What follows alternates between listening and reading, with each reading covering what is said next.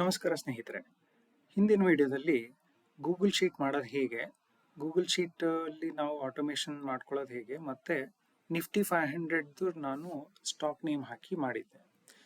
ಅದನ್ನೇ ಒಂದು ಸ್ವಲ್ಪ ಇಂಪ್ರೂವ್ಮೆಂಟ್ ಮಾಡಿದ್ದೀನಿ. ಇಲ್ಲಿ NSE ನಲ್ಲಿ ಇರುವಂತ ಎಲ್ಲಾ ಸ್ಟಾಕ್ ನೇಮ್ಸು ಹಾಕಿದ್ದೀನಿ. ಅದ್ರ ಜೊತೆಗೆ ಇಲ್ಲೊಂದು ಚಾರ್ಟ್ ಬೇರೆ ಬಂದಿದೆ. ಇದನ್ನ ಕ್ಲಿಕ್ ಮಾಡಿದ್ರೆ ನಿಮಗೆ ಡೈರೆಕ್ಟ್ ಆಗಿ ಸ್ಟಾಕ್ದು ಟೆಕ್ನಿಕಲ್ ಡೀಟೇಲ್ಸ್ ಪೇಜ್ ಓಪನ್ ಆಗುತ್ತೆ. ಇದು ಟ್ರೇಡಿಂಗ್ ವ್ಯೂ ನಲ್ಲಿ ಓಪನ್ ಆಗುತ್ತೆ. ಅದೇ ತರ ಚಾರ್ಟ್ ವ್ಯೂ ಅಂತ ಒಂದಿದೆ, ಅದರಲ್ಲೂ ನಿಮ್ಗೆ ಡೈರೆಕ್ಟ್ ಆಗಿ ಓಪನ್ ಆಗುತ್ತೆ. ಸೊ ಇದನ್ನೆಲ್ಲ ಹೇಗೆ ಮಾಡೋದು ಅನ್ನೋದನ್ನ ಈ ವಿಡಿಯೋದಲ್ಲಿ ಹೇಳ್ಕೊಡ್ತೀನಿ ನಿಮಗೆ. ಮೊದಲಿಗೆ NSE ಇರುವಂತ ಎಲ್ಲಾ ಸ್ಟಾಕ್ನು ಹಾಕೋದು ಹೇಗೆ ಅಂತ ಹೇಳ್ಕೊಡ್ತೀನಿ. ಫಸ್ಟ್ ಆ ಡೇಟಾನ ನಾವು NSE ವೆಬ್ಸೈಟ್ ಇಂದ ಡೌನ್ಲೋಡ್ ಮಾಡೋಣ. NSE ಹೋಗ್ತಾ ಇದ್ದೀನಿ. NSE ವೆಬ್ಸೈಟ್ ಅಲ್ಲಿ ನಮಗೆ ರಿಸೋರ್ಸಸ್ ಅಂತ ಇದೆ. ರಿಸೋರ್ಸಸ್ ಅಲ್ಲಿ ಡೈಲಿ ಮಾರ್ಕೆಟ್ ರಿಪೋರ್ಟ್ಸ್ ಹೋಗೋಣ. ಅಲ್ಲಿ ನಮಗೆ ಕೆಳಗಡೆ ಬಂದ್ರೆ ಭಾವ್ ಫೈಲ್ ಅಂತ, ಭಾವ್ ಕಾಪಿ ಫೈಲ್ ಅಂತ ಒಂದಿದೆ. ಇಲ್ಲಿ ಇದನ್ನ ಡೌನ್ಲೋಡ್ ಮಾಡ್ಕೊಳ್ಳೋಣ. ಡೌನ್ಲೋಡ್ ಮಾಡಿದ್ಮೇಲಿಂದ ಅದರಲ್ಲಿರೋ ಎಕ್ಸೆಲ್ ಫೈಲ್ನ ಎಕ್ಸ್ಟ್ರಾಕ್ಟ್ ಮಾಡಿದ್ರೆ ನಮಗೆ ಬೇಕಾಗಿದ್ದ ಡೇಟಾ ಸಿಗತ್ತೆ.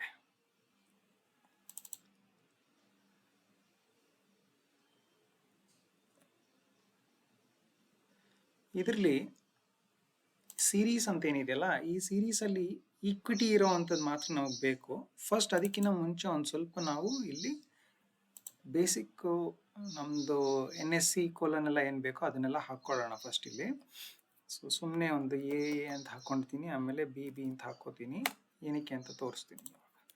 ಇಲ್ಲಿ NSE ಕೋಲನ್, ಆಮೇಲೆ ಕಾನ್ಕ್ಯಾಟಿನೇಟ್ NSE ಕಮ, ಆಮೇಲಿಂದ ಸಿಂಬಲ್. ಇದೆರಡು ಆದ್ಮೇಲಿಂದ ಇದನ್ನ ಡಬಲ್ ಕ್ಲಿಕ್ ಮಾಡಿದ್ರೆ ಎಲ್ಲದಕ್ಕೂ ಅಪ್ಲೈ ಆಗುತ್ತೆ. ನಮಗೆ ಬೇಕಾಗಿರೋದು ಬರೀ ಈಕ್ವಿಟಿ ಸೀರೀಸ್ ಅಷ್ಟೇನೆ.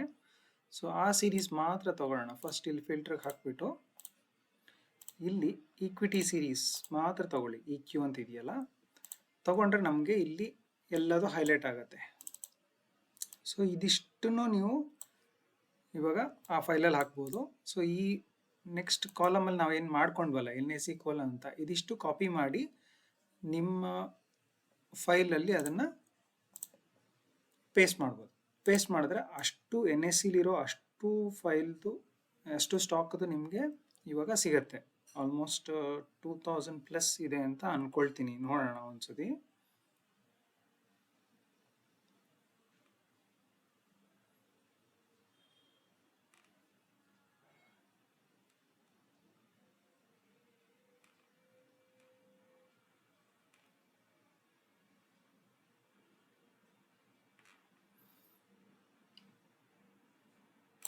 ಸಾವಿರದ 934 ಕಂಪ್ನಿಗಳದ್ದು ಎಲ್ಲ ಡೀಟೇಲ್ಸು ನಿಮ್ಗೆ ಇಲ್ಲಿ ಬರುತ್ತೆ ಇವಾಗ. ಆಯ್ತಾ? ಅದಾದ್ಮೇಲಿಂದ ಏನು ಮಾಡಿ ಅಂತಂದ್ರೆ ಇಲ್ಲಿ TView ಅಂತ ಒಂದು ಬರ್ಕೊಳ್ಳಿ. ಅದರದ್ದು ಕೋಡ್ ತೋರಿಸ್ತೀನಿ ನಿಮ್ಗೆ ಇಲ್ಲಿ, ಡಿಸ್ಕ್ರಿಪ್ಷನ್ ಅಲ್ಲೂ ಹಾಕ್ತೀನಿ ಈ ಕೋಡ್ನ. ಏನು ಅಂತಂದ್ರೆ ಈ ವ್ಯಾಲ್ಯೂ ಮಾತ್ರ ಚೇಂಜ್ ಮಾಡ್ಕೋಬೇಕು.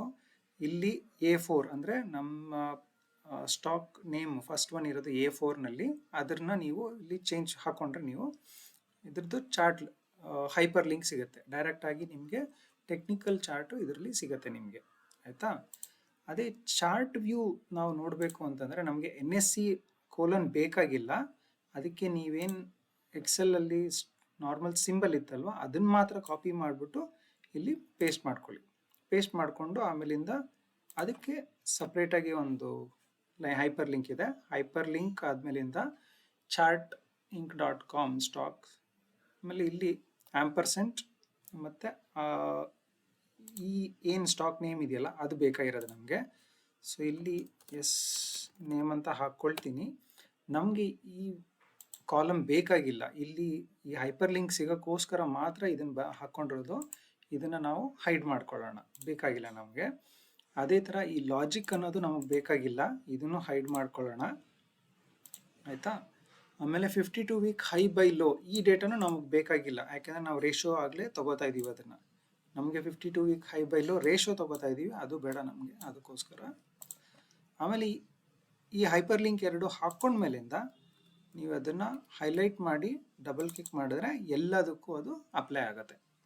ಸೊ ಇವಾಗ NSE ಚಾರ್ಟದು ನಾವೇನು ಮಾಡಿದ್ದೀವಲ್ಲ, ಯಾಕೆ ಬರಲಿಲ್ಲ, ನಾನೇ ಡ್ರ್ಯಾಗ್ ಆ್ಯಂಡ್ ಡ್ರಾಪ್ ಮಾಡ್ತಾ ಇದ್ದೀನಿ. ಡ್ರ್ಯಾಗ್ ಅಷ್ಟಕ್ಕೂ ಮಾಡಿಬಿಡೋಣ, ಒಂದೇ ಸತಿ ರೆಡಿ ಆಗುತ್ತೆ ನಮಗೆ.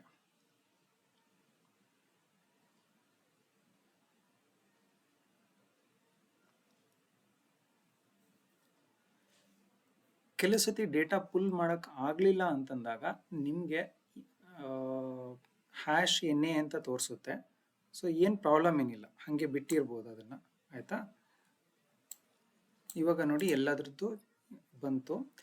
ಈ ಚಾರ್ಟ್ನ ಹೇಗೆ ಯೂಸ್ ಮಾಡೋದು ಅಂತ ನೆಕ್ಸ್ಟ್ ನಾನು ಬರೋ ವಿಡಿಯೋದಲ್ಲಿ ಹೇಳ್ಕೊಡ್ತೀನಿ. ಇವಾಗ ನಾವು 1 ವರ್ಷದ್ದು ನಾವು ಡೇಟಾ ತೊಗೊಂಡ್ವಿ, 1 ವರ್ಷದ ಡೇಟಾ ತೊಗೊಂಡು ಆಮೇಲಿಂದ ಲೋ 15%ಇಂದ 20% ಬ್ಯಾಂಡಲ್ಲಿ ಅದನ್ನು ಸರ್ಚ್ ಮಾಡ್ತಾ ಇದ್ದೀವಿ. ಇವಾಗ ಕೆಲವು ನಮಗೆ ಬೈ ಅಂತ ಇಲ್ಲಿ ಕಾಣಿಸ್ತಾ ಇದೆ. ಸೊ ಫಿಲ್ಟರ್ ಹಾಕಿ ನೋಡೋಣ ಎಷ್ಟು ಕಂಪ್ನಿ ನಮಗೆ ಸಿಗತ್ತೆ ಅಂತ. ಇದು ಮೇಲ್ಗಡೆ 3rd ಕಾಲಮ್ನ ನೀವು ಹೈಲೈಟ್ ಮಾಡಿಬಿಟ್ಟು ಫಿಲ್ಟರ್ ಹೊತ್ತಿದ್ರೆ ಇಲ್ಲಿ ಬಾರ್ ಬರುತ್ತೆ, ಅದು ಫಿಲ್ಟರ್ ಆಗಿದೆ ಅಂತ. ಫಸ್ಟ್ 2 ನಮಗೆ ಬೇಕಾಗಿಲ್ಲ, ಅದಕ್ಕೆ ಅದನ್ನು ಹೈಡ್ ಮಾಡ್ಕೊಳ್ಳೋಣ. ಸೊ ಇಲ್ಲಿ ಬೈ ಅನ್ನೋದನ್ನು ನಾವು ನೋಡಿದ್ರೆ ಇವಾಗ ಇಷ್ಟು ಕಂಪ್ನಿ ನಮಗೆ ಬೈ ಸಿಗ್ನಲ್ ಸಿಕ್ಕಿದೆ. ಇವಾಗ ಅದ್ರ ಜೊತೆಗೆ ನಾವು ಇದು ಲೆಸ್ ದೆನ್ 2 ಇದೆಯಾ ಅಂತ ನೋಡೋಣ. ಫಿಲ್ಟರ್ ಕಂಡೀಷನ್ನು ಲೆಸ್ ದೆನ್ 2 ಹಾಕ್ಕೊಳ್ಳೋಣ. ಸೊ ಇವಾಗ ನಮಗೆ less than 52 week ratio, high by low ratio ಏನಿದೆ ಅದು ಲೆಸ್ ದೆನ್ 2 ಇದೆ. ಮತ್ತು ಈ ಕಂಪನಿಗಳು ನಮಗೆ ಆವ್ರೇಜ್ ಪ್ರೈಸ್ಗಿನ್ನ ಕೆಳಗಡೆ ಇದೆ ಇದು ಇವಾಗ. ಸೊ ಆ ಇನ್ಫಾರ್ಮೇಷನ್ ಬಂತು. ನಾವು ಬೈ ಮಾಡಬೇಕಾದ್ರೆ ಯಾವಾಗಲೂ ಸ್ಟಾಕ್ ಪ್ರೈಸು ಆವ್ರೇಜ್ ಪ್ರೈಸ್ಗೆ ಕೆಳಗಡೆಯಿಂದ ಮೇಲ್ಗಡೆ ಹೋಗ್ತಾ ಇರಬೇಕೇ ಹೊರತು ಮೇಲ್ಗಡೆಯಿಂದ ಕೆಳಗಡೆ ಬರಬಾರ್ದು ನಮಗೆ, ಅಲ್ವಾ. ಸೊ ಇದನ್ನು ಓಪನ್ ಮಾಡಿ ನಾವು ನೋಡಬೇಕಾಗತ್ತೆ ಕೆಳಗಡೆಯಿಂದ ಮೇಲ್ಗಡೆ ಬರ್ತಾ ಇದೆಯೋ ಇಲ್ವೋ ಅಂತ. ಇಲ್ಲಿ ನಿಮಗೆ ಜಸ್ಟ್ ಇದನ್ನು ಹೆಲ್ಪ್ ಮಾಡೋದಕ್ಕೋಸ್ಕರ ಒಂದನ್ನು ಓಪನ್ ಮಾಡ್ಕೊಳ್ತೀನಿ. ಇವಾಗ ಓಪನ್ ಮಾಡ್ಕೊಂಡ್ಮೇಲೆ ನೀವು ಇಲ್ಲಿ ಇಂಡಿಕೇಟರ್ಸಲ್ಲಿ ಲೈನ್ ತಗೊಳ್ಳಿ, ನಿಮ್ಗೆ ಗೊತ್ತಾಗತ್ತೆ ಅವಾಗ. ಸೊ ನಮಗೆ ಇವಾಗ ಇದ್ರದ್ದು ಆವ್ರೇಜ್ ಪ್ರೈಸ್ ಇರೋದು 115.53. ಸೊ 115.53 ಮೇಲ್ಗಡೆ ಇದೆ ನಮಗೆ. ಸೊ ಇದು ಕೆಳಗಡೆಯಿಂದ ಇವಾಗ ಮೇಲ್ಗಡೆ ಹೋಗ್ಬೇಕಿದೆ ಇವಾಗ. ಸೊ ಅದಕ್ಕೇನೆ ಇದು ಕರೆಕ್ಟ್ ಆಗಿದೆ ನಾವು ತಗೊಳ್ಳೋದಕ್ಕೆ. ಇವಾಗ ಇದ್ರದ್ದು ನಿಮಗೆ ಲೈನ್ ಬರೋದು ತೋರಿಸಿದ್ರೆ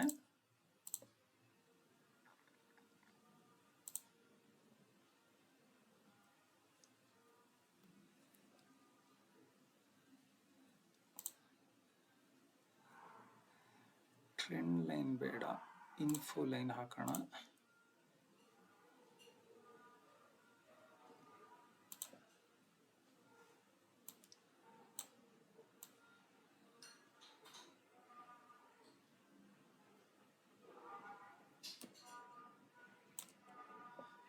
ಲೈನ್ ಕಲರ್ ಚೇಂಜ್ ಮಾಡೋಣ. 115 ಈ ರೇಂಜಲ್ಲಿ ನಮಗೆ ಅದು ಇದೆ ಇವಾಗ. ಸೊ ನಮ್ದು ಆವ್ರೇಜ್ ಪ್ರೈಸ್ ಇಲ್ಲಿರೋದ್ರಿಂದ ಆವ್ರೇಜ್ ಪ್ರೈಸ್ಗಿನ್ನ ಕೆಳಗಡೆ ಇದು ಇವಾಗ 20%ಗೆ ಬಂದಿದೆ. ಸೊ ಇವಾಗ ಬೈ ಮಾಡ್ಬೋದು ನಾವು. ಇವಾಗ ಬೈ ಮಾಡೋಕ್ಕಿಂತ ಮುಂಚೆ ಇವಾಗ ನಾವು ಉಲ್ಟಾ ಪ್ರೊಸೆಸ್ ಮಾಡ್ತಾ ಇದ್ದೀವಿ.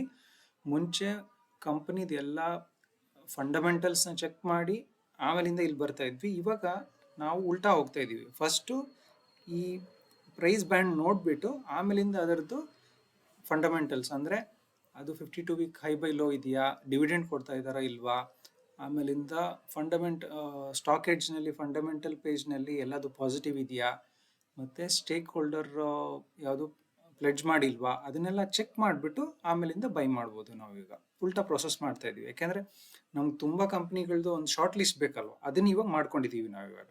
ಸೊ ಇವಾಗ ಈ ಶಾರ್ಟ್ ಲಿಸ್ಟ್ ನೋಡಿದ್ರೆ ಆಲ್ಮೋಸ್ಟ್ ನಮಗೆ ಇವಾಗ ಇಲ್ಲಿ 21 ಕಂಪ್ನಿ ಸಿಕ್ಕಿದೆ. ಇದಕ್ಕಿಂತ ಏನು ಬೇಕು ನಮಗೆ ಇನ್ವೆಸ್ಟ್ಮೆಂಟ್ ಮಾಡೋದಕ್ಕೆ, ಅಂದರೆ ಶಾರ್ಟ್ ಟರ್ಮಲ್ಲಿ ನಾ ಹೇಳ್ತಾ ಇರೋದು. ನೀವು ತೊಗೊಂಡ್ಮೇಲಿಂದ ಒಂದು 6 to 7% ಬಂದರೆ it is more than enough for us, ಆಯಿತಾ.